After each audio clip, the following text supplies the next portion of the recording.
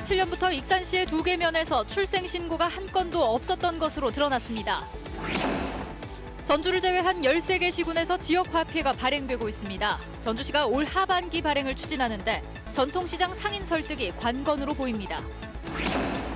전라도에는 5곳의 가출 청소년 쉼터가 있지만 신분 노출 때문에 가출 청소년들이 이용을 꺼리고 있어 개선이 필요하다는 지적입니다. 전북대가 내년도 신입생을 뽑을 때 지역인재 전형의 지원 자격을 강화하고 선발 인원과 학과를 확대하기로 했습니다.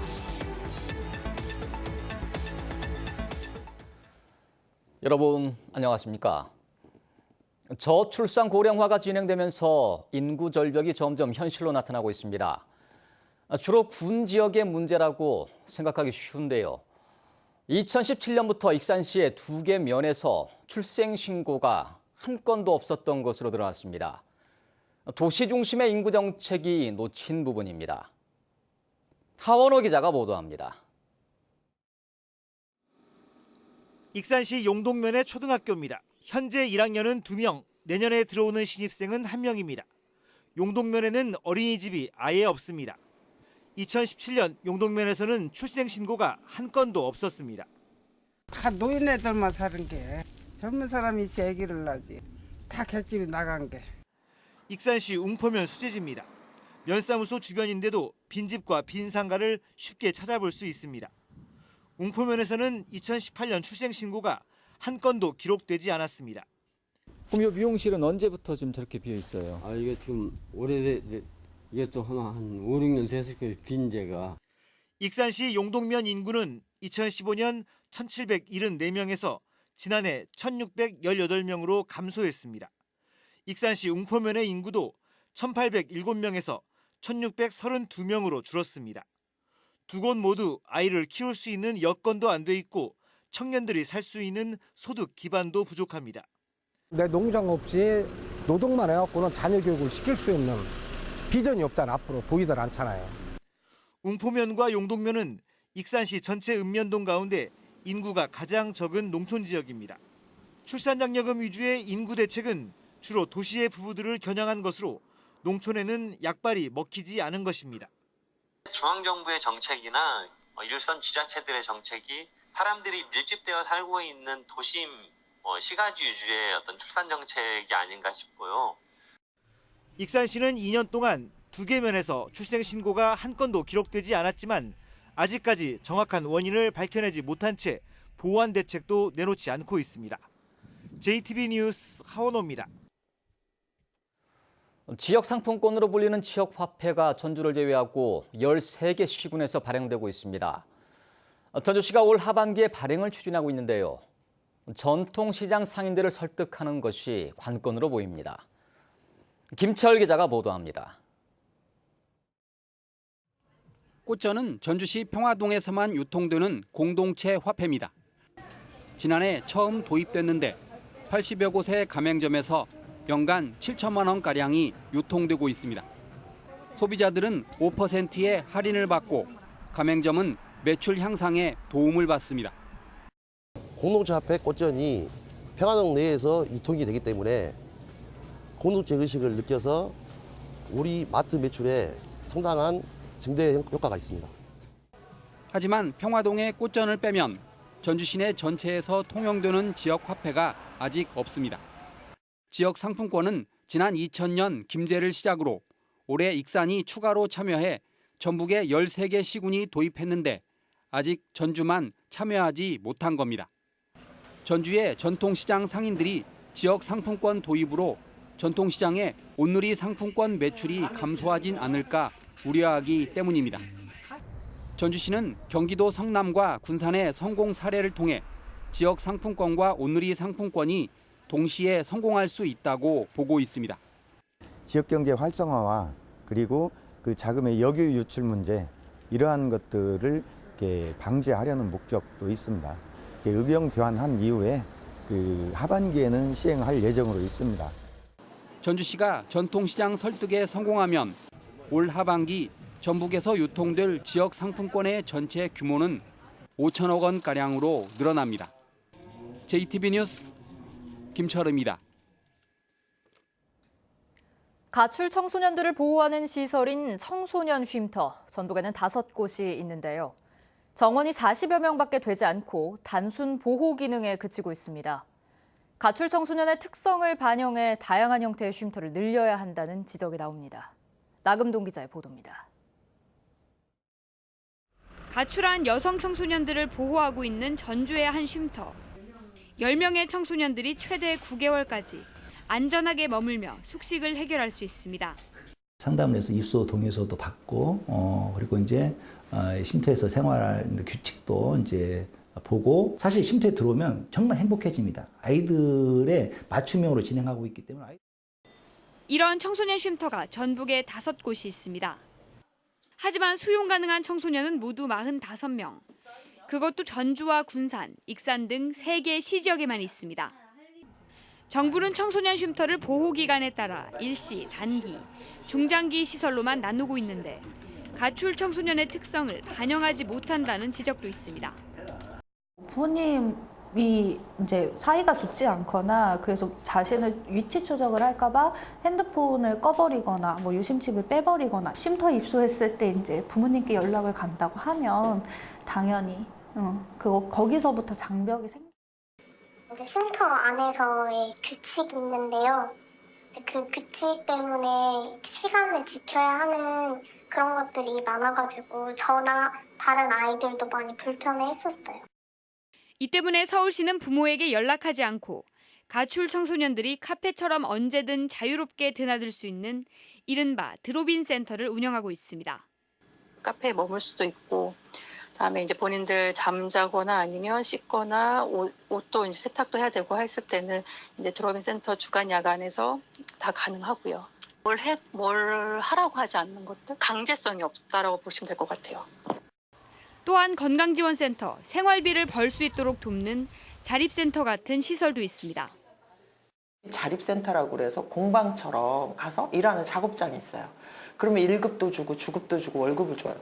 성매매나 이제 성폭력 그런 범죄 피해로부터 좀 이렇게 거리를 둘 수 안전하게 할 수 있는 청소년 쉼터의 수를 늘리면서도 형태를 다양화하는 고민이 필요해 보입니다. JTB 뉴스 나금동입니다. 올해 초등학교 입학 대상자 31명의 소재가 불분명한 것으로 파악됐습니다. 전북교육청은 초등학교 입학 대상자 가운데 예비 소집에 불참한 31명의 소재가 파악되지 않아 추가 확인에 들어갔고 확인이 힘든 경우 경찰에 수사 의뢰하기로 했습니다. 올해 초등학교 입학 대상자는 14,977명입니다. 민선 체육회장이 새로 뽑혔지만 예산을 사용하기 전에 반드시 사전 협의가 필요한 것으로 나타나 체육회장 활동에 한계를 보이고 있습니다. 전라북도는 전북체육회 예산 330억 가운데 자체 수입은 2억 8천만 원에 불과하고 나머지 99%의 예산은 사용 목적이 지정된 체육진흥기금과 도비이기 때문에 반드시 도와 협의해야 한다고 밝혔습니다. 또 매년 도의회 행정사무감사는 물론 3년마다 도청 감사도 받아야 합니다. 이 때문에 민선체육회장이 자칫 허수아비로 전락할 우려가 제기되지만 전라북도는 체육회 자체 예산이 부족해 불가피한 현상이라고 덧붙였습니다. 거점 국립대인 전북대가 내년도 신입생을 뽑을 때 전북 학생들에게 더 기회가 가도록 지역인재 전형의 지원 자격을 강화하고 선발 인원과 학과를 확대하기로 했습니다. 하지만 여전히 선발 규모를 더 늘려야 된다는 지적도 있습니다. 권대성 기자가 보도합니다. 전북대가 2021학년도 지역인재 전형에 지원할 수 있는 자격을 바꿨습니다. 전북에 있는 고등학교를 입학해 졸업 때까지 다닌 동시에 이 기간에 부모 가운데 한 명은 학생과 전북에 살았어야 한다는 조건을 추가했습니다.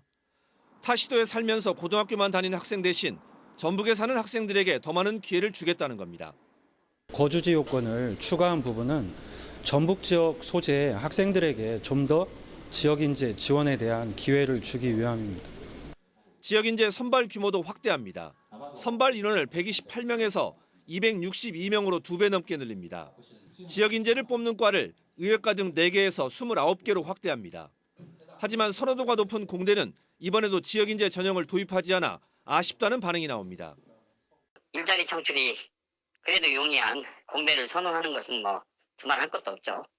많은 인재들이 이제 지역이 안주하지 못하고 외부로 여기에 위출되는 경우가 상당히 많은데 그런 측면에서 볼 때는 공대를 전북대가 지역인재 전형에서 제외를 한 것은 지역인재 전형 선발 비율이 한 자릿수에 머물러 선발 인원을 더 늘려야 한다는 지적도 있습니다. 입학 전형 대비 지역인재 전형 선발 규모가 전북대는 경북대와 함께 6.3%로 전국 9개 거점 국립대 가운데 두 번째로 낮습니다. JTB 뉴스 권대성입니다. 총선 90일 전이 되는 내일부터 현역 의원과 후보자 등의 일부 활동이 제한됩니다. 전북 선관위에 따르면 후보자가 되려는 사람은 더 이상 출판기념회를 개최할 수 없고 국회의원과 지방의원은 각종 집회나 보고서 등을 통해 의정 활동을 보고할 수 없습니다. 또한 후보자는 내일부터 방송, 신문, 잡지의 광고에 출연할 수 없고 공무원이나 정부 투자기관, 지방공사의 상근 임원 등이 지역구에 출마하려면 내일까지 사직해야 됩니다.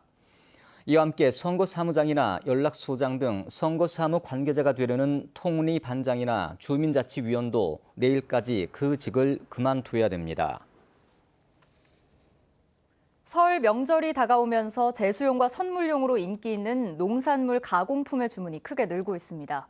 농가소득이 증대되는 것은 물론 농촌 경제 활성화에도 도움이 되고 있습니다. 송창용 기자입니다. 가루로 만든 찹쌀을 잘 찧어 꺼내자 하얀 김이 모락모락 피어오릅니다. 찹쌀떡을 넣고 몇 번 뽑아내면 쫄깃쫄깃하고 맛있는 가래떡이 나옵니다. 한켠에서는 고소한 한과를 포장하는 작업이 한창입니다.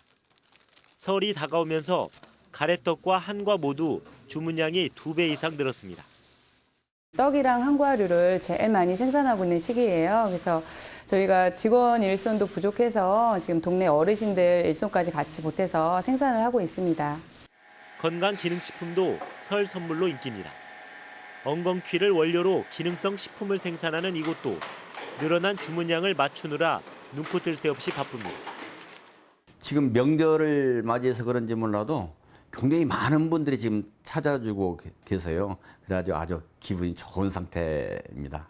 농산물을 직접 판매하는 것보다 이렇게 가공해서 판매하는 게 농가 소득에 많은 도움이 되기 때문에 앞으로도 지속해서 농산물 가공 센터를 지원하고 또 교육과 기타 마케팅 교육을 계속 확대해 나갈 계획입니다.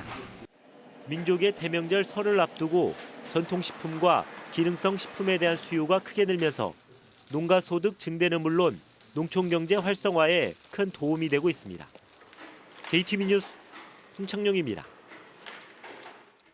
전북 다중이용시설의 65%가 화재 안전에 취약한 것으로 드러났습니다. 전북소방본부가 도내 다중이용시설 2만 6천여 곳을 조사한 결과 전체 65%인 1만 7천여 곳에서 소화기 미설치, 비상경보기 작동 불량 등 6만 1,400여 건의 위법 사항이 적발됐습니다. 이 가운데 화재 안전과 직결되는 21건에 대해서는 소방시설법 위반으로 관련자들을 입건하고 31건에 대해 과태료를 부과했습니다. 송하진 전라북도지사가 새해 첫 시군 방문지로 장기간 군수 자리가 공석인 진안군을 찾았습니다. 송 지사는 진안군이 추진하고 있는 노인 일자리 센터 신축과 편백숲 산림욕장 편의시설 정비 사업에 대한 예산 지원을 약속하고 나해수 진안군수 권한대행 등 공무원들을 격려했습니다. 송 지사는 21대 총선 이후 다른 시군에 대한 방문을 이어갈 계획입니다. 전주 시민이 장기 기증을 등록하면 공영시설과 주차장 등의 이용료가 감면됩니다. 전주시 보건소는 장기 기증을 활성화하기 위해 장기 기증을 등록한 시민에게 시설관리공단 체육시설과 전주동물원 이용료, 공영주차장 주차료 등을 할인해주고 보건소 진료비의 본인 부담금을 면제해주고 있다고 밝혔습니다. 보건소는 장기 기증을 등록했더라도 본인이 원하면 언제든지 취소할 수 있다며 적극적인 참여를 당부했습니다. 내일은 구름이 많은 가운데 일교차 큰 날씨가 이어지겠습니다. 전주와 군산의 아침 기온 영하 3도, 익산은 영하 5도로 오늘과 비슷하겠습니다. 낮 기온은 3도에서 5도로 영상 기온을 회복하겠지만 여전히 찬바람이 불면서 체감 온도는 영하권에 머물겠습니다. 미세먼지 농도는 보통 수준 보이겠습니다. 이번 추위는 금요일인 모레 아침까지 이어지겠고 일교차도 크겠습니다. 주말부터는 예년 기온을 웃돌면서 추위가 누그러지겠습니다.